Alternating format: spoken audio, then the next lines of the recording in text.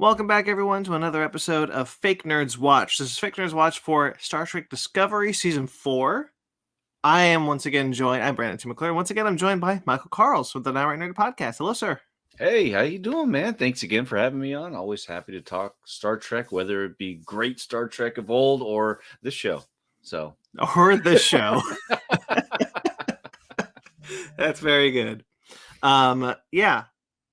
Let's just get right into it. We've not been I gotta say, I'm gonna go out on a limb. Is this your favorite episode of the season? Of the season? Yeah. I have to see how this pans out. I have to see how it pans out. I got some tidbits for you once we get to the ending of the happy show. to. Well, why don't we let's not dance around this. Tilly's plot line is the primary plot of this episode. Yes. She is the emotional driving force of the episode. So let's talk about her first. This episode is called what's it called? It is called All Is Possible. All is possible. Tilly has so far been dealing with a crisis of consciousness, and she has constantly been told to go out of her comfort zone in order to kind of like figure out what's going on. And she's met by Cronenberg. Is that David Cronenberg? I believe so. Yeah. I always forget. Anyway. And he's like, take these cadets out because we need to get these cadets working like they're Starfleet, and because you guys offer the insight of being from before, hundreds of years before the burn, you can help them work together like they're supposed to, like Starfleet is supposed to. There's actually some good stuff in that. That was probably the highlight of the episode, I thought. I mean, just that little interaction between him and her. Yeah, actually, both of them I thought were the highlights, because there's a moment where he's just like, we're trying to build Starfleet into what it was, and we're not used to that. We're so isolationist now, so we think that you can offer the insight. And then at the end, when he talks to her and says, when you first showed up, we all hated you. Not because you rolled in here on a 930-year-old ship, because like you came from a place from before the burn, and we resented that. And now we see that there is value in learning those things. I was like, okay, actually, there's some good stuff in this one. But the best thing is that Tilly leaves the show, and I'm so happy. So it's confirmed that she's not officially leaving, but her role is going to be dramatically or increasingly diminished. Fine by me. I thought you'd like that. I was so scared that by the end of the show, because she was made first officer in the last season, that she'd be the captain at the end of this season. Mm-hmm. And but I guess now she's in charge of Starfleet Academy. Well, she's teaching at Starfleet Academy.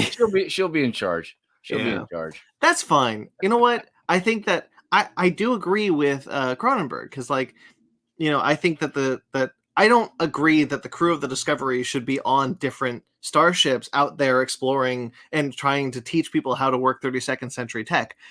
I think that they should be teaching new cadets how to act like Starfleet again. I actually think that's a good idea. Yeah.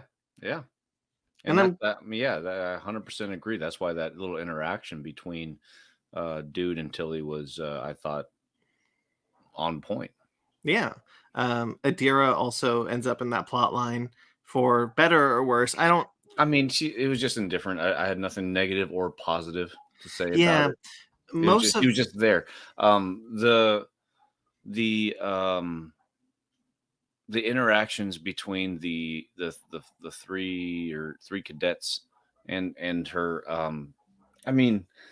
I understand that Starfleet and Earth is like all isolationist and all that, but the way that they're acting as cadets just seems a bit over.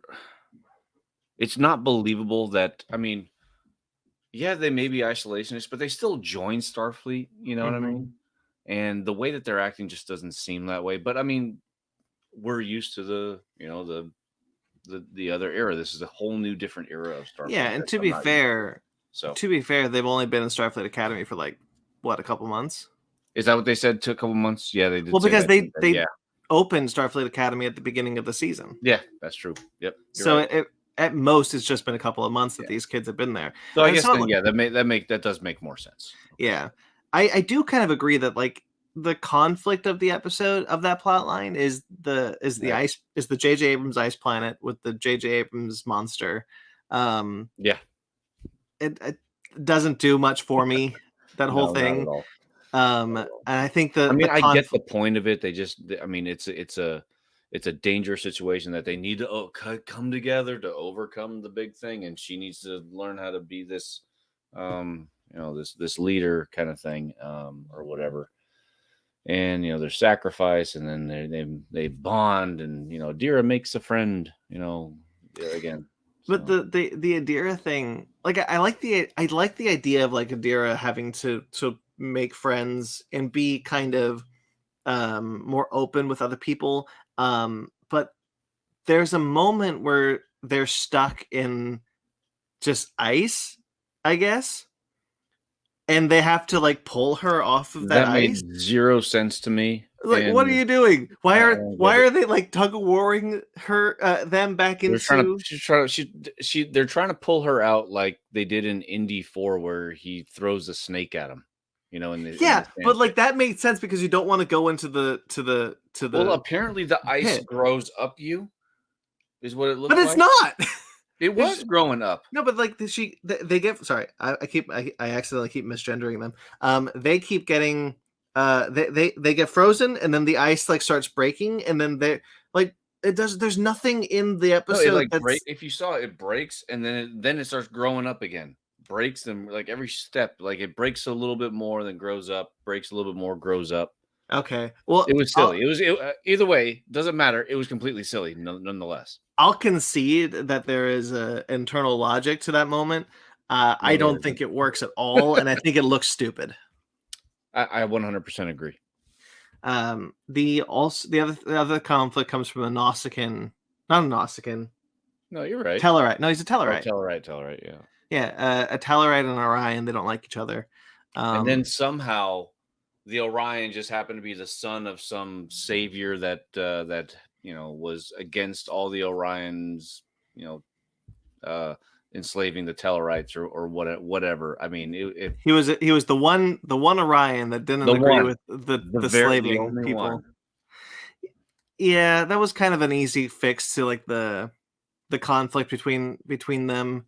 That whole thing, those kids, it's an interesting idea. It just doesn't work. I didn't find it interesting. Yeah. No. The other plot lines, the one that I did enjoy, because once again, I think Dr. Kolber is really pulling some weight in this season. I talked about it before. I do really appreciate it when characters that don't, because like everyone on Discovery is a scientist, so like all these people kind of find their niche where they're supposed to grow as characters, and I think Dr. Kolber has found that with that therapy thing, and I liked what he did with Book. I liked all that stuff. What did you think about that stuff? Because I know you like books. I Book in do. the season. I do like Book and Dr. Colburn. I mean, I'm not 100% sold, but I do like where it's going. He's I think he's a fine actor. I think he's actually played the role very well. Mm-hmm. And I mean, I would like to see him because I mean, towards the end of his interaction with Book, Book asks him like, "Is there anything you want to talk about?" And he hesitates before saying and says, "Yes, but not now," or something similar to Yeah. that, right?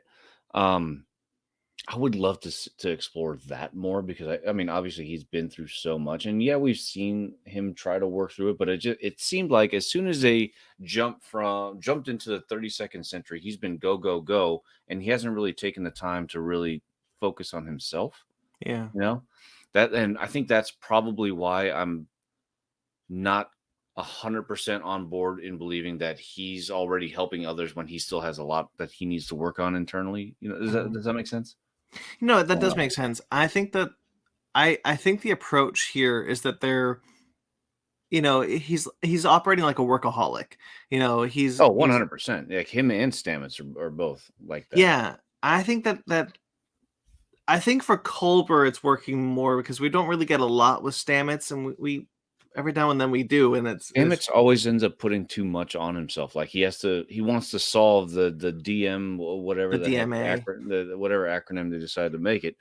Um, he feels like he feels responsible in needing to do that. On top of that, he also was the up until book, he was the only one that was able to operate the spore drive, and then Mhm. up until this, it's like it's always him at the center of everything. That's why he's always super high strung, and Colburn Yeah. he's not. I think that Culber is right now. I like I kind of find it a little relatable. Like he's compartmentalizing his own stuff, Mhm. to for the betterment of the crew, to kind of be this therapist and this counselor, For and sure, yeah. I think that's working, and I think it can work for a couple more weeks. But much like something that we talked about last week, as I don't remember what it was at this point. So I was very tired when I recorded that episode.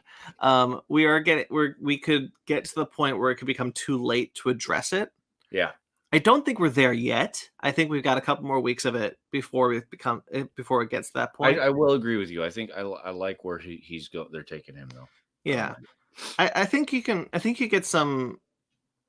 I think he gets some more. He got some more stuff there. There's also something that he does that book mentions that I know that I've seen people online discuss how they didn't like this, but I thought it was very. I really like how they're handling Book's trauma, because they're like, yeah, Book had this moment where he realized that his nephew did see him and did know that he loved him at the end. He had that mind meld moment and it gave him this catharsis, but it didn't Well, last. we talked about that, right? Yeah, And I talked about how worried I was that okay, he did this mind meld, he's got this, and now he's gonna pretend like this thing never even happened. You know what I mean? And I'm glad they didn't do that, because here, obviously, in this episode, we're seeing that he's still got a lot of shit he's got to work through, right? yeah, And I'm glad they're doing that. I don't want them to be like, oh, my mind to your mind, and you're healed, right? yeah. I Um, agree. so I think they're doing that well, and I think book and with the addition of Colburn, I think it's probably um, the strongest emotional performance and storyline of the season so far. I totally agree with that. I think that it's a shame that it's not the A plot. But yeah, I mean, Well, for because me though, it is the but strongest for me, plot. yeah, but for me, it's at least he's like the backup running back or whatever that has to hold the load. I guess You know? so. Yeah, It's a little frustrating. it's very frustrating. I gotta pause this real Go quickly. for it. Sorry, one sec. All right, we're back. Sorry about that. If you hear some dogs barking in the background, there's some movement happening downstairs. So anyway, where were we though? We were talking about how Books and Colburn's B plot story is way more emotionally interesting than the A plot. Yeah. And it's also not something you really see a lot of the time, dealing with like male trauma, especially in television and kind of this long form serialized television. And I think that's kind of where Book is really working for me in this season because of that. Like it's fairly relatable. It's really working on an emotional level because I think it's well written. It's probably one of the most well written elements that we've seen in the series so far. Probably on any Star Trek. I wouldn't go so far as to say that because the I DS9's mean, pretty good. it's great. No, I'm talking about it just from an emotional standpoint. I Even mean, when there's Jadzia died, it did some that good stuff with but Worf. yeah, but I think it's something to be said though about. I'm not going to disagree with you Hmm.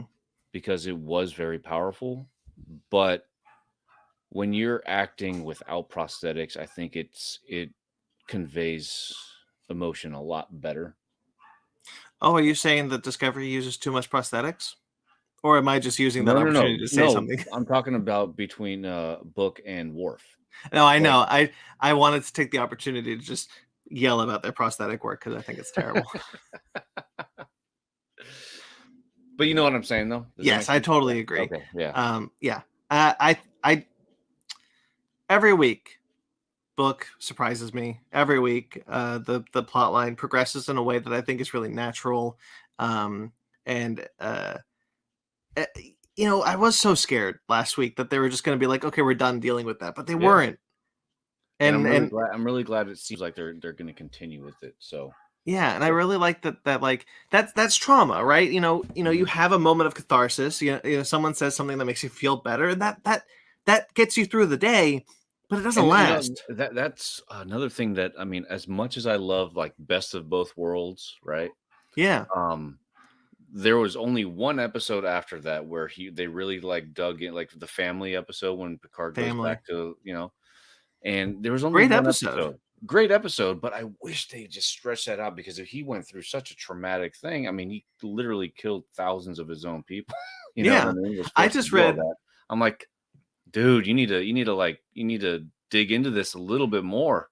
I'm really happy you brought that up because I've been finally going back and reading the autobiography of Jean-Luc Picard. Yeah. And it's very good, and I'm almost done with it. And now I'll talk about it a bit more probably next week when I'm finished with it. But I just got to the part where family, the best of both worlds and family, and there's a moment like Picard is like in the book he is recalling what happened and how he and what he did, and he's like, I looked on my friends that I've served with, people I served with on the Stargazer, like my best friends who I gave commands. I saw my first officer of the Stargazer crying as they ordered to fire on me, and I destroyed them all and I killed them all. And I was like, man, that's Wow. heavy. And then like but with Star Trek Next Generation, because it is so episodic, it was shocking to have an episode like Family that did carry over the trauma, Yeah. and then it's gone, and you don't really get a sense of Picard's trauma with the Borg again until First Contact. And that's Yeah. why it's so weird in First Contact, because all of a sudden you're like, wait, I thought you were over this. Aren't you over this? I'm trying to find the Jean-Luc Picard autobiography. It's not on Audible. If you're looking on Audible, That's what I was looking for. yeah, no, it's not. They did not do audiobooks for the autobiography. How cool would it be if Patrick Stewart were to read that? Man, so there are 4 autobiographies out right now. There's Captain Kirk, Captain Picard, Captain Janeway, and Mr. Spock. Obviously you can't do Mr. Spock. That's unfortunately he's passed. Well, you could have what's his face? Leonard Nimoy? Zachary Quinto? Oh, I guess that'd be a little weird though. Yeah, it would, but I mean, it's possible to do it, Yeah. But the only audiobook that they've ever made so far is the one of Janeway. Because what's Kate Mulgrew doing? Who's reading it though? It's Kate Mulgrew. Is it Kate Mulgrew that does Yeah. it? Okay, all right. So I kept thinking like it'd be really cool if William Shatner just took the stick out of his ass and decided to record one for Captain Kirk. They both need to do it because they ain't getting any younger. That's true. That's true. I'll talk a bit more. Every time I listen to Fake Nerds, I'm always thinking, I'm like, man, they always have to have this memorial segment. I'm like, it's every week, more. That's true. Yeah. I dread the day that any of the main Star Trek actors end up on that list. It'll happen someday. Yeah. Anyways, on that happy note, the A note, the A plot. Well, that's Tilly. So then the C plot. Sorry. Well, it's actually probably the B plot. To be fair, probably went out of order. Yeah, I guess you're right. I didn't mind this one, especially at the end. So it's really? Michael. So okay, I thought you were gonna hate it. No, I didn't mind it. I didn't mind it. So it's Michael Burnham and Saru. They're asked to be there, just be the Starfleet representatives of the peace treaty between the signing of the treaty between Navarre and the Federation that officially brings Navarre into the Federation. Um, and they're a little confused as to why they're there. Until the president of Navarre says, well, we need a clause that states that we can leave the Federation at a moment's notice. We say we're done, and we're done. And the president of the Federation is like, we can't do that. That gives Navarre special treatment that other Federation members are not getting. And I think Navarre has good points in saying that, like, the Federation, even before the burn, the Federation was not attending to its citizens. The burn just kind of exacerbated a problem that was already there. So Navarre, I think, rightfully is worried. And I want to talk a bit about the president of Navarre. I forget her name. The Vulcan. What's her name? I'll find it. Okay. I like her. Not necessarily her character. The future Mrs. Saru. I like her because I remember listening to this episode of Word Balloon, which is a podcast by John Suntress, and he did a Star Trek episode. Who is it? Tarina. And he did this episode with Jason Inman, who's a Star Trek fan. He's a cool guy, and he said, like, you can always tell who knows what Leonard Nimoy was doing and who doesn't. Because there's oftentimes where people who play Vulcans will just play them as, like, stoic, emotionless characters. And then there's the people who play him like Leonard Nimoy, which is someone who is trying to suppress emotion, not someone who doesn't have emotion. And you can tell, like, the actor who plays Sarek in Discovery season 1 and 2 definitely did not know what he was doing. He was playing an emotionless Vulcan. But the actress who's playing Tarina does. She's constantly struggling to suppress her emotions. Oftentimes when she's talking to Saru, she'll smile.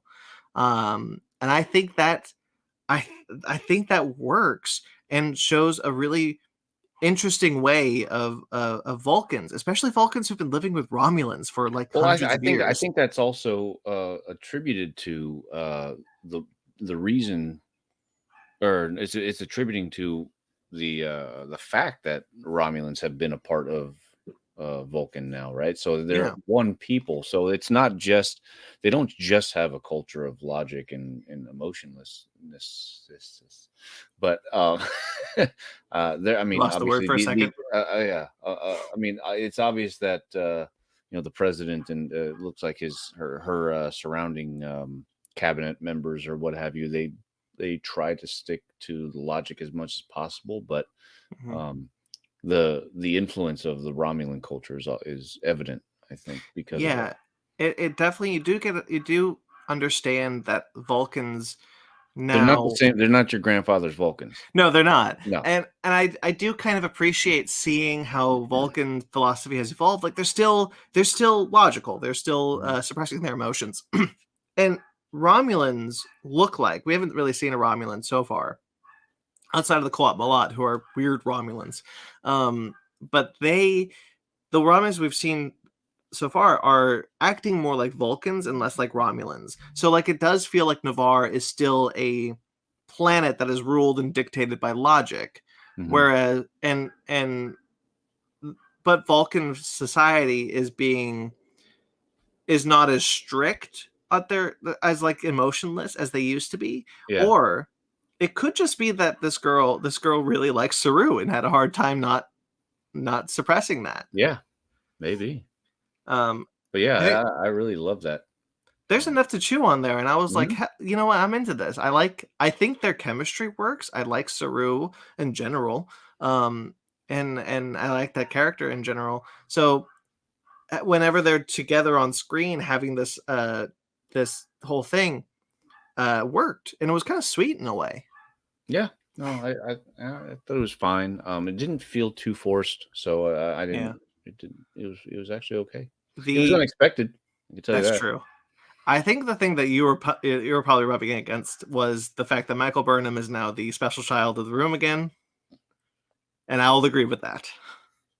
Yeah. So she Michael, didn't become president, but she's not damn yet. just as important, if not Not more. To yet. be It's quite gonna honest with you. happen. Yeah. Yeah, Michael Burnham is. Or maybe she'll become the new empress.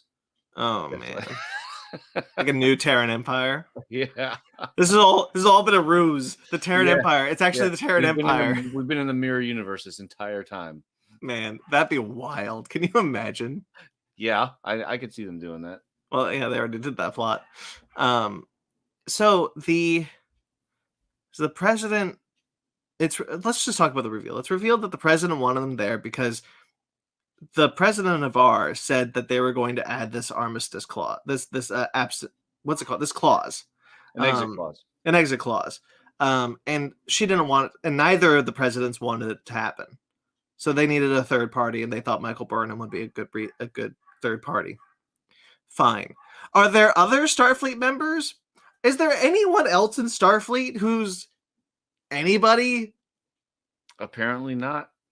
Like these guys are 930 years old. They need exactly. They need someone that's 900 years in the past that doesn't know anything about doesn't know as much about the politics as of today as I don't even think has Michael Burnham spent any time on Navarre at all? Holodeck. Like, what are you doing? 100% agree, dude. That's why this is just when you think like, oh man, we got a little bit of Book, we got a little bit of Colburn, okay, a little Saru, cool, and then they throw this out. And Michael Burnham is now going to head up the task force.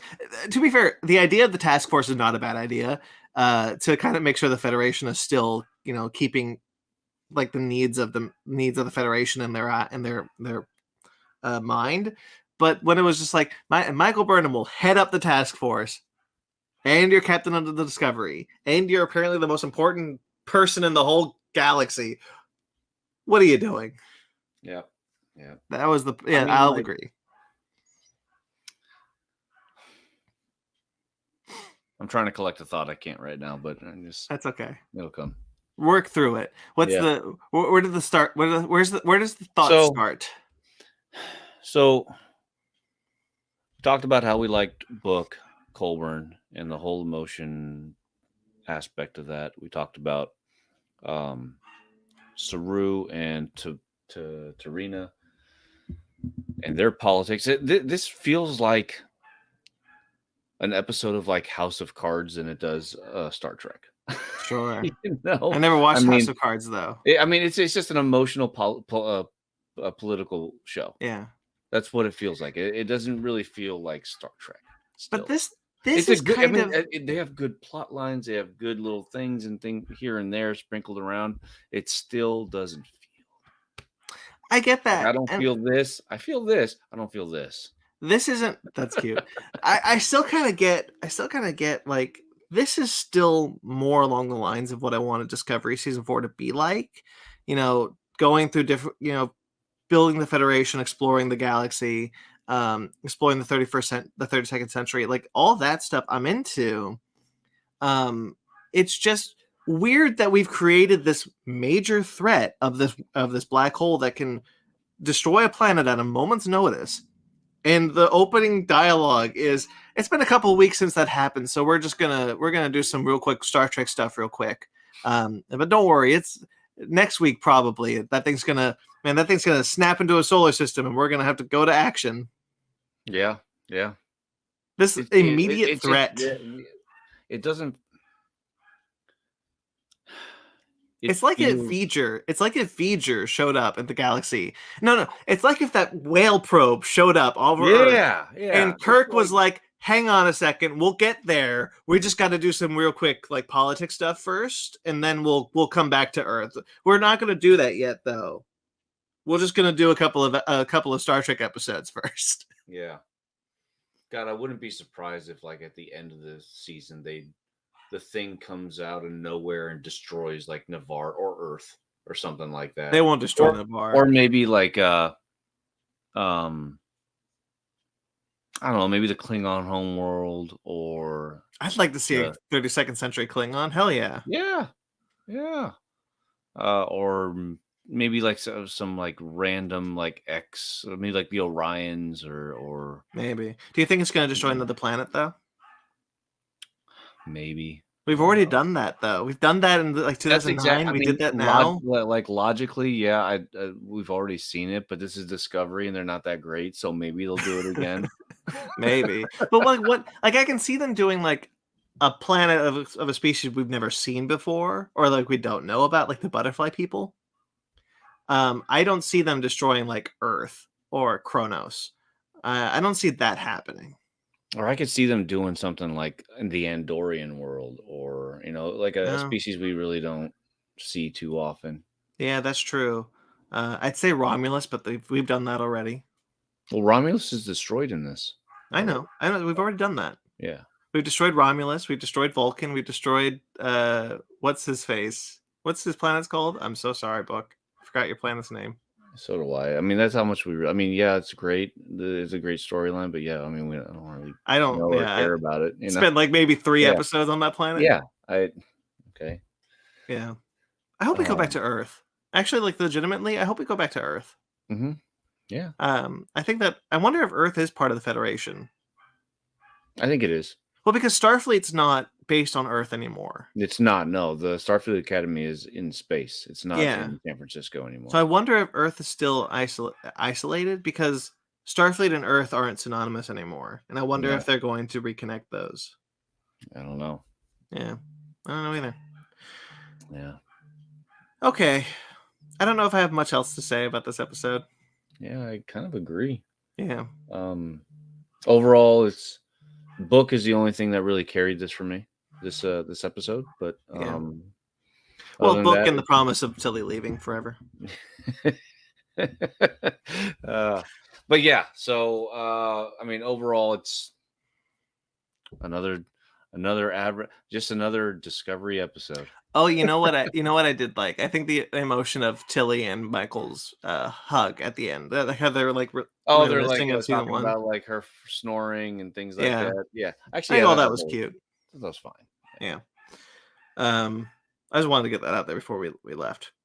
I think that's it. I don't know if I want to keep kicking this episode. Yeah, don't worry, there are plenty more. What's the Navarre next is episode called? Navarre is part of the Federation now. Mhm. And Saru and what's the president's name? I forgot. Um, Tiana. That's a character from Disney. Tarina, Tarina. yeah, I I think all think that worked. I like yeah, that. And this is good stuff. It's Discovery, as I say, is often aggressively just fine. And yeah, this is unfortunately where this episode landed. yep. All right. All right, Well, why don't we get out of here? Why don't you plug your stuff? I'm Mike from Downright Nerdy Podcast. I also host. I haven't really been doing any actual podcasting in a long time, but I do. I am part of another movie review show that we do weekly, and this week we are reviewing King Arthur 2004 with Clive Owen, Keira Knightley, and my boy Mads Mikkelsen. So yeah, that'll be on my channel.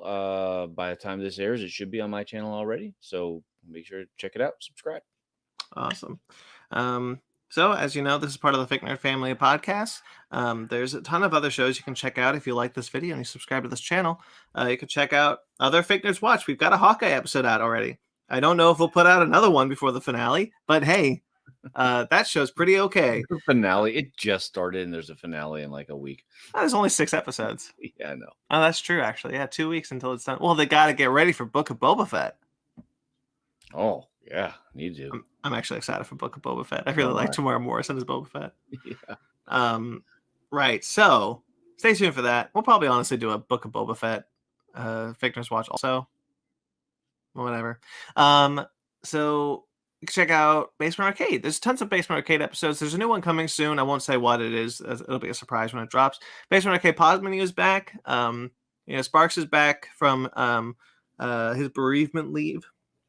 We love him dearly. He's been working his ass off to get some YouTube content going. We do have a back catalog of YouTube stuff that he's trugging along and getting it all out there, and we're very grateful that he is. Based on Arcade Pause Menu, there's Animation Station, and then there's Faker Book Club, both of which are still on hiatus. Hopefully those will come back soon. I really hope so. And of course, there's the Mothership Show, Victor Podcast. Victor Podcast, last week, actually, by the time this comes out, we will have just finished the Amazing Spider-Man duology. Andrew Garfield, Emma Stone, Marc Webb.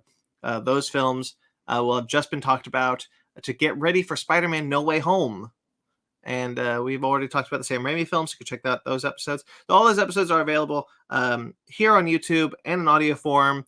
And you can find us on Instagram, Twitter, and Facebook, all at Figner Podcast. There's TeePublic, there's Patreon. Please support us. It's been a rough year. Supporting us by watching the stuff is really great. Some financial support goes a long way. I've never acted so desperate when I plead this case, but I figured I'd throw caution to the wind and decide to throw that out there. But there you go. You can find me at BT McClure on Instagram and Twitter. Where you can find Mike at Downright Nerdy Podcast on Instagram and Nerdy Downright. It's there. You just won't admit it's there. And I can't remember the last time I opened the app. So that's fair. I'm just saying. I tagged you. I tagged you there. I'm glad that you said at Nerdy Downright because I honestly forgot. I thought it was Downright Nerdy still. No, it's Nerdy Downright. Yeah.